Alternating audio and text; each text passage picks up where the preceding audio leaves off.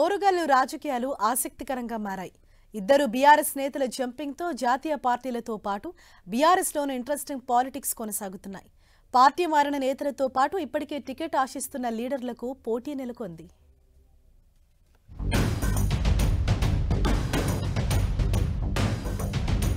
ఉమ్మడి వరంగల్ జిల్లాలో ఎంపీ పసునూరి దయాకర్, మాజీ MLA Aruri Ramesh hot topic గా మారారు.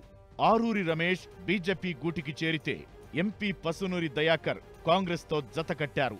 ఆ ఇద్దరు లీడర్లకు జాతీయ పార్టీలు ఇచ్చిన ఆఫర్లపై రకరకాల రాజకీయ విశ్లేషణలు జరుగుతున్నాయి.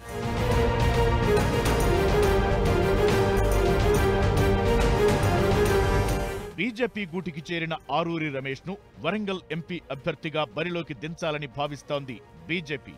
అయితే బీజేపీలోని ఓ వర్గం ఆయనను వ్యతిరేకిస్తోంది. ఇప్పుడు రమేష్ అసంతృప్తులను ఎలా సర్దుకుపోతారో అన్నది ఆసక్తికరంగా మారింది.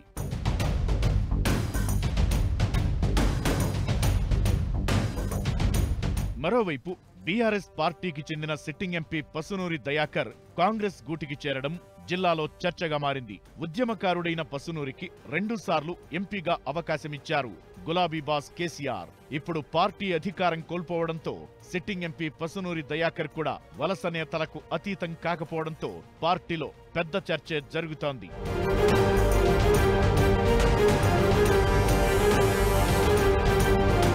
ఇక కాంగ్రెస్ లో చేరిన పసునూరి దయాకర్ టికెట్ విషయంలో తీవ్ర పోటీనే ఎదుర్కొంటున్నారు. ఓరుగల్లు టికెట్ ఆశిస్తున్న కాంగ్రెస్ నేతల సంఖ్య ఎక్కువే ఉంది.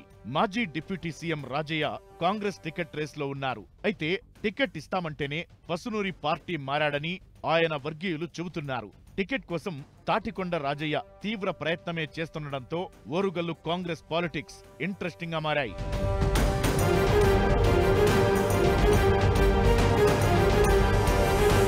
మరోవైపు వరంగల్ టికెట్ కోసం సిపిఐ, కాంగ్రెస్ మధ్య పంచాయతీ కొనసాగుతోంది. వరంగల్ సీటు కోసం కామ్రేడ్స్ పట్టుబడుతున్నట్లు తెలుస్తోంది. ఒకవేళ పొత్తుల్లో సిపిఐకి టికెట్ కేటాయిస్తే పసునూరి పరిస్థితేంటన్న దానిపై చర్చ జరుగుతోంది.